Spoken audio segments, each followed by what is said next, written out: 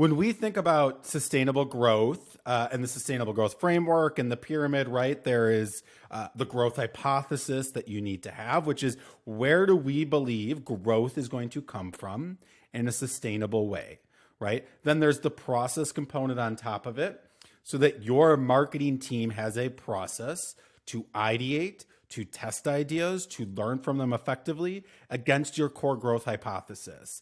Then the very next layer of the pyramid above that is messaging. And the biggest reason it's messaging, in my opinion, is nothing, in my opinion, outside of not having a process and not having a growth hypothesis. The very next thing is that will cause your marketing programs to stall out or fail to scale is ineffective messaging. Yet it's the one area that marketing teams and companies, in my opinion, will test the least, right? When channels aren't working, when marketing programs aren't working, they will look at the channels. They will blame the channel as the reason those things aren't working. And again, when we think about how most messaging and narratives go, companies will spend months in meetings. They'll hire brand agencies and consultants to help with their messaging. They'll plan for months and then they'll launch it and they'll get no meaningful results whatsoever. And the CMO ends up getting replaced in that model. And the realization we have is it typically comes down to you don't have effective messaging. The reason your programs and eventually when you get to tactics don't scale is because you're not talking to your buyers in an effective manner.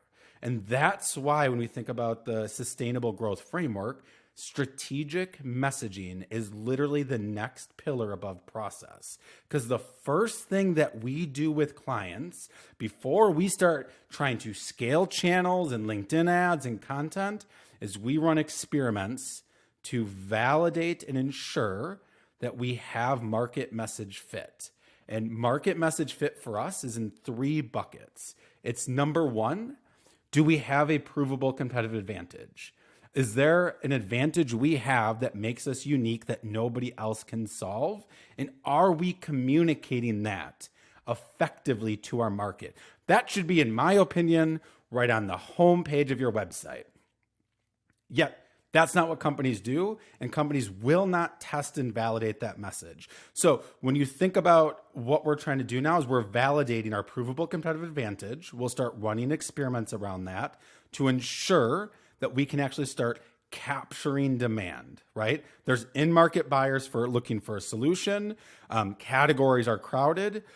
What is our provable competitive advantage? Does that resonate with our market? And are we able to capture demand because of it?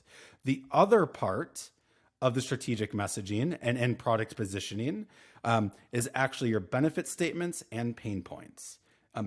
It amazes me how little companies will spend the time to ensure that they're communicating the benefits of their product effectively, that they properly understand their buyers' pain points, and they know how to effectively agitate those pain points. Far too many companies and marketing teams just simply go, okay, we list our pain points, we educate our market that we solve those pain points, and they are going to use our solution. That's not how this works. There is a methodical approach to actually properly agitating your buyer's pain, to testing those pain points, to testing the benefit statements, to ensure that your product position is proper, resonates with your buyers, and actually is able to capture demand.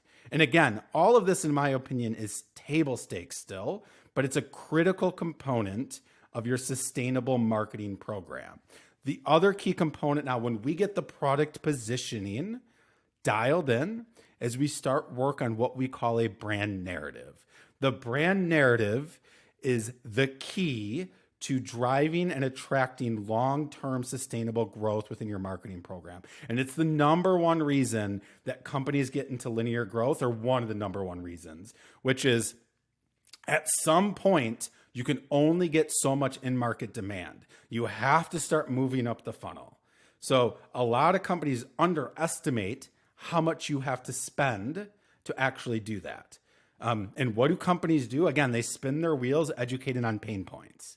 We say, let's not play that game. Let's not play the game that talks about our product, our features, our benefits, our pains that we solve. Let's play the game of building awareness with our market on a compelling brand narrative through a lens that gets them to see an old way, new way lens, right? Which is your buyer now has an operating narrative, a narrative they're telling themselves about winning.